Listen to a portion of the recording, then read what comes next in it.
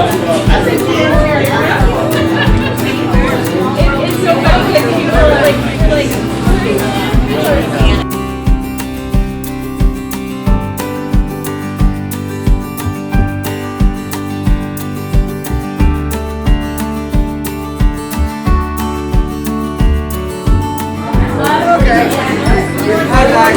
Hey, let's go on.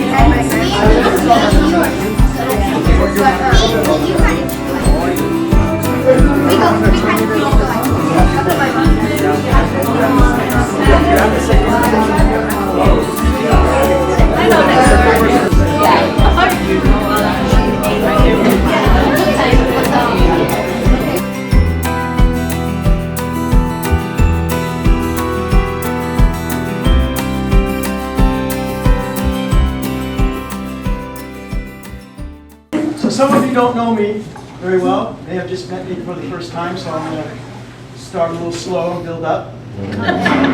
But I didn't always work for Jeff. My first job was picking cherries. That was the case. So I got a job with my cousin in a bakery. But I found out I couldn't make enough dough doing that. So I thought, maybe I could shoe salesman. I'll be a shoe salesman, right? It just wasn't in my soul. And I had dreams of becoming a pilot that never took off. Had my hand at writing. You know the end of that story. Let's see, what else? I was a photographer for a while. Kind of like that. Just couldn't picture myself doing that my whole life. I was almost a doctor. Found out I didn't have enough patience for that. And when I tried to be a teacher, I didn't have enough class. Tried many things. Let's see, what else have I done? I was a barber for my dad. Found out I couldn't cut that. And let's see, what else could I have done?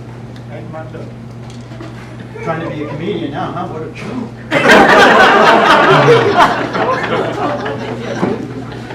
And I'm doubling in as minister. God help us. So when Jeff said I could have the job there, and I asked him, well, what do we do? He said, we make doors. E.D.S. That's it. There's more to it, right? No, we just make doors. I didn't believe him. I grew up an ignorant life, you know. So when he said we make doors, that's all? I mean, that's like being an electrician. You get a phone call. Yeah, Frank's Electric. Yes, we do sell switches. No, not the device, just a little thing that goes up and down. Yeah, just that. I didn't understand that. I couldn't believe it. You know, you guys are playing cards. Yeah, Frank's Cards. Yeah, we sell cards here. Yeah. No, not the whole deck, just the twos. Yeah, just the twos. Yeah. Took me a while to figure out he was telling me the truth. So when we came here, I saw the apple pie reminded me of this. My family came first, and my uncle followed afterwards. And when he came to the United States, my dad said, "You got to try this. When you're at work and you get lunch, wherever you're working in the construction in New York, go across to the cafe over there, ask them for apple pie and a glass of milk. Apple pie and a glass of milk." So I see come home, my dad's on the phone. Apple pie. No, apple. You know, apple the fruit? Apple pie, cup of coffee. I don't know. So that's what he did. He would go across and he would have apple pie and cup of coffee. 2 weeks later, he calls up. My mom says, "How do you like America?" This is okay, but I'm a little sick and tired of the apple pie and cup of coffee every day. You can teach me something else. So my mom said, "Okay, Healthy this time. Grilled cheese, glass of milk. Grilled cheese, glass of milk. Grill, you know, grill like the cook. Cheese, glass of milk. Okay. So we find out later he went to the same cafe. Hey! Miguel from Italy. Apple pie, cup of coffee? No. Today, grilled cheese, glass of milk. Oh, that's great. Okay, would you like that in whole wheat, rye, or wheat bread? Apple pie, cup of coffee. So when we came here, there was a lot of things I didn't understand. Things don't make sense here in this country. A lot of things don't make sense. And to give you a case in point, when you see a sign on the road that says good food, well, those words rhyme. They're only changing one letter. Good food, good food. No, America doesn't do that. America changes everything, so you don't really understand a lot of stuff. So, I'm trying to remember what it was I didn't understand. I'll tell you what it is. Good food, right. But you can take a simple word like G-O, go. How much harder can it be? D-O, go. That's do. Why? Explain it to me. Doesn't make any sense. Sour cream has an expiration date on it.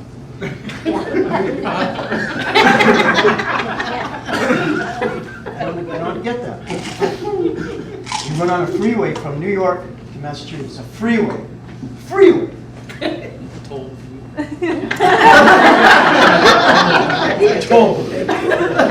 So right away we were in trouble because we didn't understand what was going on around here. And then nobody else questions it. They just, yeah, it's just the way it is. Apartments, and they're all stuck together. It doesn't make any sense. And I feel like I'm the one that has to bring this attention to people. Because they just miss it. They just accept it as real. And so I have to bring it out to people's attention that you're living in a world surrounded by insanity. It makes no sense, does it? Nope. So, let me see. They just passed a law. Do you know how they make laws in this country? You know how they do it? Somebody thinks of something, they write it down, it goes in front of a committee, they vote on it. If it passes, which it can, usually doesn't, but then it becomes a bill, right? Then it goes in front of another committee, and they vote on it, and if it passes, which it usually doesn't, it becomes a law. So minimum 2 committees that vote on it. So did you hear what they just passed in Wisconsin? No longer a bill, it's a law. Remember, 2 committees to do this. It is now legal in the state of Wisconsin to go hunting. How many hunters do we have? You can go hunting for deer if you're blind. No, I'm not going on. You know, I'm sorry, I try to be as unprejudiced or whatever as you can be, but there's just certain things you just... Putting a blind guy in a forest with a gun?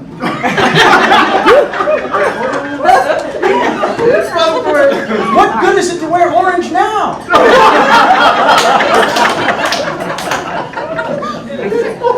I don't get that, and I don't... When I heard about it, it was like everybody else in the barbershop just... I said, did you just hear what he said? He said you can go hunting in Wisconsin if you're blind. So? I mean, really? It's only, you can only see it's going to end up in court again, right? I'm sorry, Your Honor. He sounded and smelled like a deer.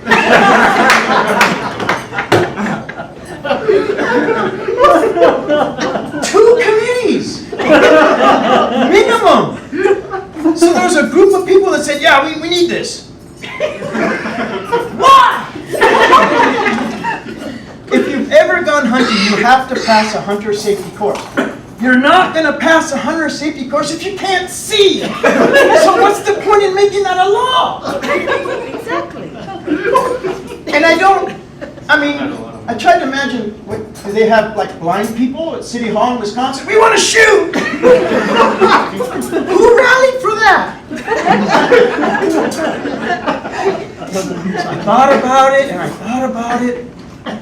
figured, well, maybe in the future, you know, they get a president they don't like or something, and they say, hey, Mr. President, hunting is good in Wisconsin this time of year. Put him out there in the forest, the blind guy shoots him, there you go. Didn't the vice president do that long ago? Shoot a guy in the face? See, even here in this county, when I first started doing the comedy thing down there in St. Louis, there's a street, a one-way street. Hi, Gary. She's already laughing. You've been there. One-way streets are very funny. She loves it. It's a one-way street. It goes one way, right? And as you're getting to the place where the people like go across the street a lot, it flashes lights in the road.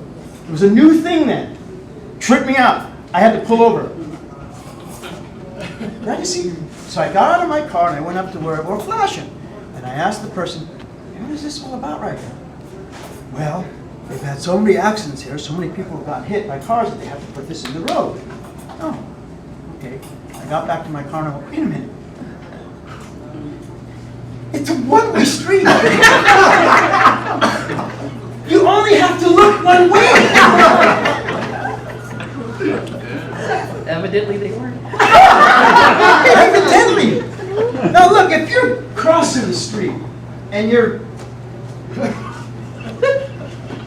just in a hurry and you don't look the one way you're supposed to look, and a car hits you, is that really an accident?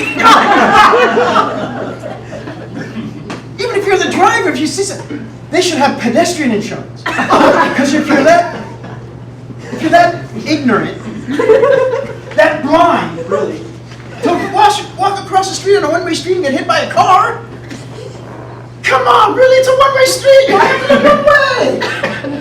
I don't understand that. That's our tax dollars at work. And if you go past it, what they used to have, you can look in the rearview mirror, and you're flashing the other way. That's just in case somebody's going the wrong way on the one-way street. They don't run into somebody. There's things I don't understand. Goes along. What? Oh, yes, we sell toilet seat. Mm-hmm. No, not the covers, just the seat. Yeah, no money in it. We just sell doors.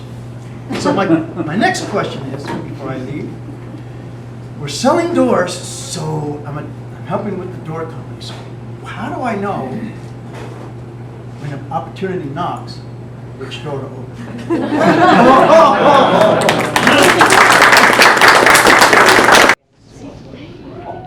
So I count the door? Yeah. Can I go back?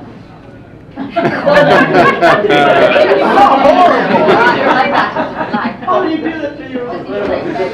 Let's do it. Ready? No capacit. No capacit. Ready? Yeah, this is the capacit. Kielbasa was a sausage. Of course the kielbasa. I never had a sausage sound like that. Ready? 1, 2, 3, 4.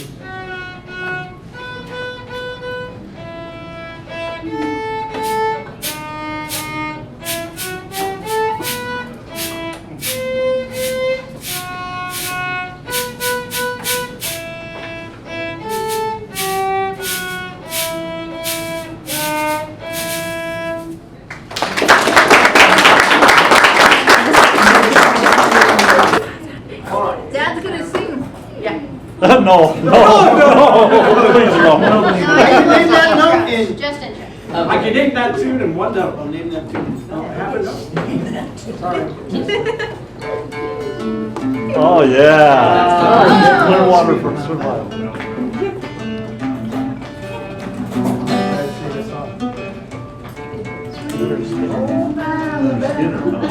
Sweet home.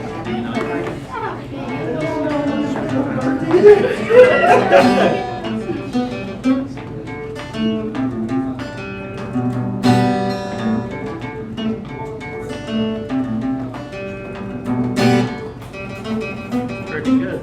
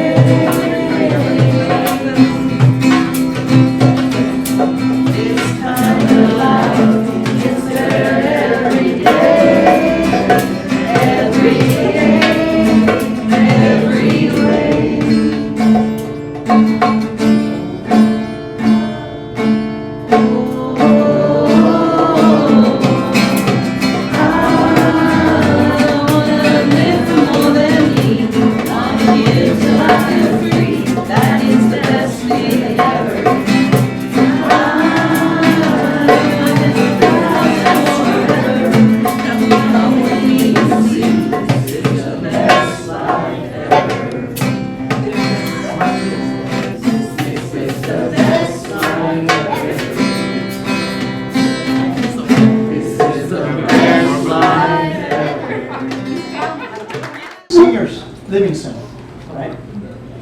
And the first time I went there, the person I was with went to go see whoever they were visiting, and I had to wait, which was waiting room, but they had a baby ground piano.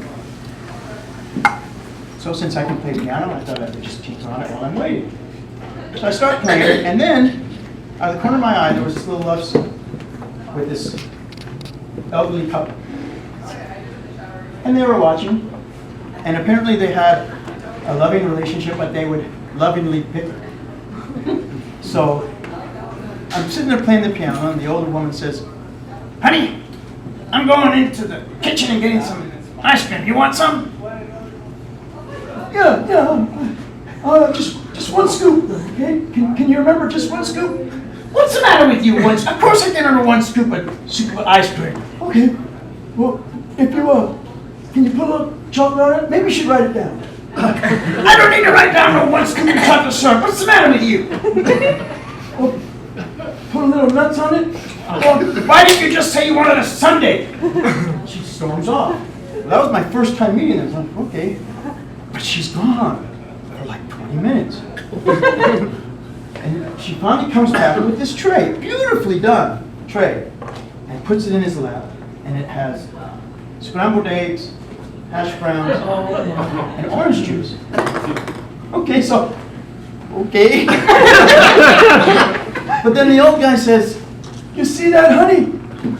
I told you should have wrote that down. You forgot the toast again."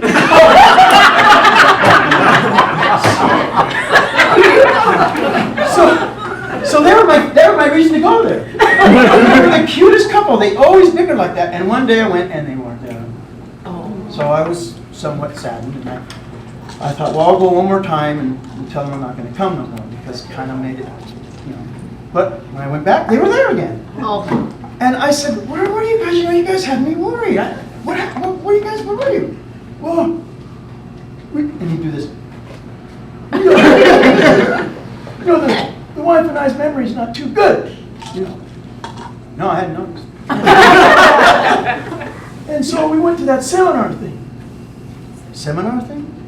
Yeah, you know, like they had this guy come on Oprah and whatever, and they introduced him to everybody in the audience. And then at the end of the show, they mix the people up, but he still knows everybody in the audience. Oh, I think I know. I think I've seen that. You guys went on they had a seminar? Yeah, a seminar. You know, improve your memory and stuff. Oh. What was the name of that guy that was teaching that? Okay, this is how it works, see? It's word association, see? So, now let me see. It's the name of a flower, and it has thorns on it. Rose. Yeah, that's it. Rose. What was the name of that guy that was teaching